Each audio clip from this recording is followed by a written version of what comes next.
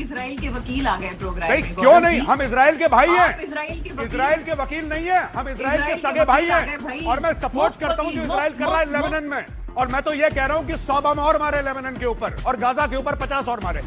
तो वकील भाई है सगे इसराइल के, सगे भाई है मैडम, सगे भाई है इसराइल के। वकील नहीं है। मैं आपसे ये पूछना चाहता हूं, कि आपको इतनी नफरत क्यों है इसराइल से? आप तो कभी गए नहीं, मुंह आप तो पे जा ही आप नहीं ईरान सकते। के दोस्त बनते, पीठ पीछे आप ईरान के सबसे बड़े दुश्मन है।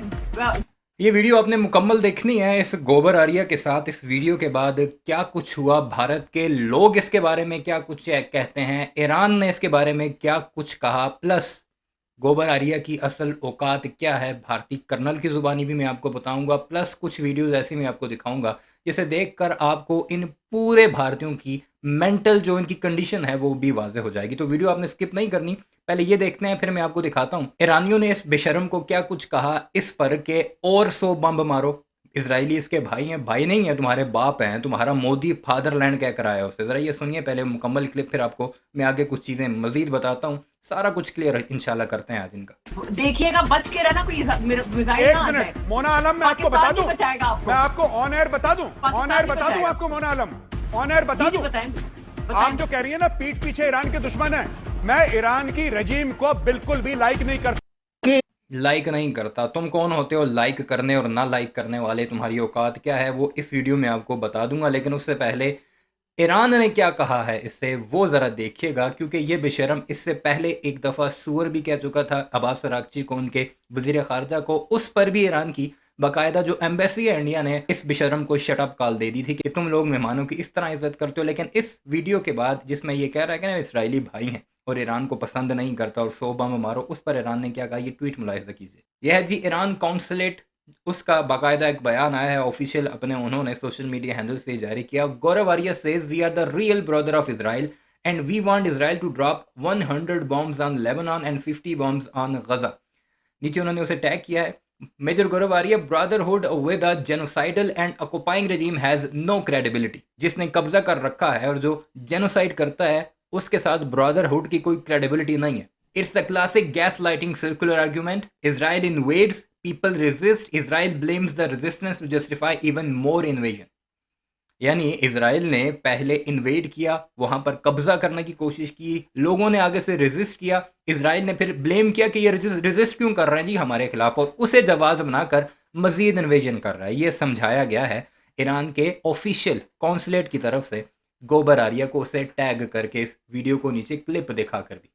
अब मैं आपको बताता हूं कि भारतीय इसके बारे में क्या कुछ कहते हैं, फिर बाकी जो फौजी सर्कल है वो इस बेशरम के बारे में क्या कुछ कहता है। कॉन्सुलेट को ही टैग करते हुए आशीष जोशी लिखता है don't pay attention to Arya chap, major Gaurav Arya got selected to officers training academy OTA Chennai in 1993, यानी कि 1993 में इसने बाकायदा ट्रेनिंग अकेडमी ज्वाइन की। Is a short service commission officer, He is not from the esteemed NDA और IMA, ये उनके जो फौजियों के इदारे हैं उनका कह रहा है कि वहां से ये नहीं है।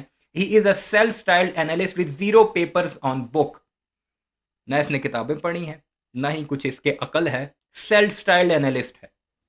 He was promoted by propaganda TV channel of India, hence the publicity. Do not pay any attention to this guy. He is not a competent analyst. He has no academic research or excellence. ना ही ये कोई competent analyst है, ना ही कोई academic research कर रखी है इस जाहिल के बच्चे ने, सिर्फ जो है गोदी मीडिया के प्रोपेगेंडा टूल के तौर पर से सामने लाया गया और वहां से ये मशहूर हो गया। ये भारतीय कह रहे हैं।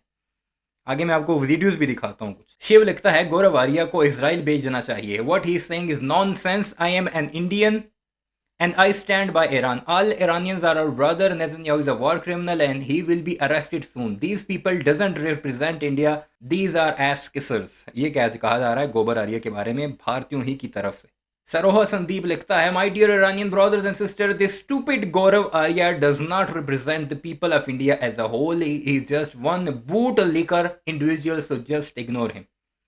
यानी ये हमें रिप्रेजेंट नहीं करता। जाहिल का बच्चा जब जलील होने लगा ना तो उसके बाद भारतीयों ने कहना शुरू कर दिया कि ये बेशरम हमें रिप्रेजेंट ही नहीं करता। अब ये वीडियो मैं आपको एक दिखा देता हूँ, ये भारत के एक रिटायर्ड कर्नल की है, वो इस बेशरम के बारे में क्या कुछ कह रहे हैं। आरिहंत जब गोली चलती है ना तो अच्छे अच्छे आदमियों की नीयत बदल जाती है, उनको याद आती मेरे बच्चे, मेरे बीवी, मेरा घर, वो फिर बहाना ढूंढते हैं कुछ ऐसे भी हमारे जवान थे, कुछ ऐसे भी हमारे अफसर थे, वो भी बताइए, जो युद्ध में भाग गए।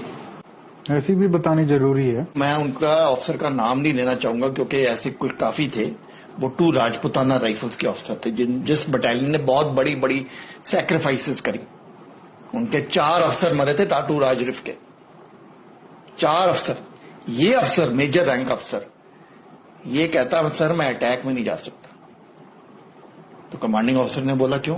कहता सर मैं ना बाथरूम में गिर गया था, मेरा गोडा नहीं चलता। कमांडिंग ऑफिसर जान गया कि झूठ बोल रहा है। फिर उसका मेडिकल बोर्ड बैठाया। बोर्ड कहता ये तो झूठ बोल रहा है। युद्ध के बाद कोर्ट मार्शल हुआ उस अफसर का जो मेजर था और उसको सर्विस से डिसमिस किया। ऐसे थे हमारे अफसर कुछ, और कुछ जवान जो क्या करते थे, पानी में साबुन घोल देते थे। पानी में अगर आप साबुन घोल दो और पी लो तो आपको गश्तें लग जाएंगी। तो कह दे हमारे तो गश्तें लगी, हम अटैक में नहीं जा सकते। अस्पताल में भर्ती हो जाते थे, जो फील्ड हॉस्पिटल था जो युद्ध के मैदान। कहा जाता है कि ये कर्नल जो है ये ऑफिसर था गौरव आर्या का, और यहाँ पर किसी लड़ाई की बात की जा रही है जहाँ पर गोबर आर्या ने बाकायदा तौर पर बहाना किया था कि मैं जंग में नहीं जा सकता। ये भारतीय क्लेम कर रही है, हमारा क्लेम नहीं है, क्योंकि इस बंदे ने नाम नहीं लिया, लेकिन भारत की कई वेबसाइट्स क्लेम करती हैं कि ये गौरव आर्या के बारे में बात की जा रही है। ये हालात हैं इस गोबर आर्या के, और आग लगा दो पाकिस्तान को, घुस जाओ INS विक्रांत, ये हालात हैं इस बेशरम के। इसराइल के वकील नहीं है, हम इसराइल के सगे भाई हैं और मैं सपोर्ट करता हूं जो इसराइल कर रहा है लेबनान में। और मैं तो ये कह रहा हूं कि 100 बम और मारे लेबनान के ऊपर और गाजा के ऊपर 50 और मारे। मतलब गौरव आर्या लिटरली हमारे देश के लिए एक नेशनल एम्बेरसमेंट है। मैं यहाँ पर अज्यूम कर रहा हूँ कि ये इंसान चिट्टा अनपढ़ नहीं है, बस इंसानी रूप में दरिंदा है। आपको पता है इसराइल ने लेबनान में क्या कर रखा है? जहां ये कह रहा है लेबनान पे 100 बम गिराने चाहिए, इसराइल ने लेबनान की करीब 20% आबादी, ऑलमोस्ट 20% आबादी को डिस्प्लेस कर दिया। उन्हीं के देश में ऐसे डिस्प्लेस कर दिया। वहां पर जो प्रीडोमिनेंटली शिया गांव थे उनको डायनामाइट से उड़ा दिया, इसलिए ताकि वापस ना आ सके वहां पर लोग। यूएस का जो एम्बेसडर है लेबनान में, वो रिक्वेस्ट कर रहा है इसराइल को कि यार जो क्रिश्चियन डोमिनेटेड जगह है ना उनको मत उड़ाना। लिटरली इसराइल वहां पर एथनिक क्लेंजिंग कर रहा है, और ये बंदा क्या कह रहा है? 100 बम गिराने चाहिए लेबनान में। अब आप कह सकते हो यार हिजबुल्ला से लड़ाई कर रहा है वो, तो सब जस्टिफाइड है। सबसे पहली बात तो 2024 में जब सीज फायर हो गया था इसराइल और हिजबुल्ला के बीच में, आपको पता है इसराइल ने कितने वायलेशंस करे उस सीज फायर के? 10,000 करीब। कितने? एक साल के अंदर करीब 10,000 वायलेशंस। और ये यूएन की ऑर्गेनाइजेशन कह रही है, उनका जो पीस कीपिंग मिशन था। In fact Hezbollah as an organization exist ही नहीं करती अगर इसराइल इन्वेड ना करता लेबनान को 1982 में। 1982 में इसराइल लेबनान को इन्वेड करके वहां हजारों लोग मार देता है, और उसके बाद एक रेजिस्टेंस ऑर्गेनाइजेशन वहां पर इमर्ज होती है हिजबुल्ला के नाम से, जो कि इसराइल को मार भगाती है वहां से और कंट्री को लिबरेट कर देती है। तो वो आतंकवादी संगठन हो जाता है। ठीक है भाई, होगा आतंकवादी संगठन, ऐसी तैसी में जाए, कूड़े में जाए हमारी बला से। तो लेबनान जो है वो पॉलिटिकली डिवाइडेड है। तो वहां की जो सरकार है, it went out of its way to crush Hezbollah. आप स्क्रीन को पॉज करके जरा ध्यान से पढ़ लो इसको। But did Israel care? नहीं। इनफैक्ट इजराइल का ये पैटर्न है, पहले खुद कोई क्रिमिनल या टेररिस्ट एक्ट कर दो, आपके खिलाफ रेजिस्टेंस खड़ा होगा, फिर उसको क्रश करने के बहाने और ज्यादा नरसंहार कर दो वहां पर, और फिर वो जमीन को हथिया लो। This is the Israeli modus operandi, जो कि अब वो लेबनान में रिपीट कर रहे हैं, गाजा में ऑलरेडी कर चुके हैं। और गौरव आर्या क्या कह रहा है? 100 बम गिरा लेबनान में। इनफैक्ट लेबनान की सरकार के ये अश्योरेंसेस देने के बाद, एक्शन लेने के बाद, इजराइल ने क्या करा लेबनान में? 10 मिनट के अटैक के अंदर वहां पर 100 से ऊपर टारगेट्स को हिट कर दिया। ये हालात हैं इस गोबर आर्या के, जिसका भाई, सक्का भाई इजराइल है। भाई नहीं है, बाप है तुम्हारा। बाप मानते हो तुम उसे, बाप तक ही रहो, भाई ना बनाओ, क्योंकि तुम्हारा मोदी बाप करार देख रहा है। मैं एक और वीडियो का क्लिप आपको दिखाता हूँ, उसे देखकर आपको इन भारतीयों की मेंटल लेवल क्या है वो पता लग जाएगा। जरा देखिएगा, बड़े महसूस होने हैं आप वो वीडियो देखकर। बट हो सकता है किसी एक दिन सुबह हम जगें और हमारे डिफेंस मिनिस्ट्री एक ऐलान करे या फॉरेन मिनिस्ट्री ऐलान करे कि साथियों मिडनाइट को हमने एक ऑपरेशन किया, उस ऑपरेशन में पाकिस्तान के कुछ टुकड़े हो गए। भारत अपनी तरफ से बलूचिस्तान को एक नया देश घोषित करता है। भारत ने सक्सेसफुली अपना POK वापस ले लिया है।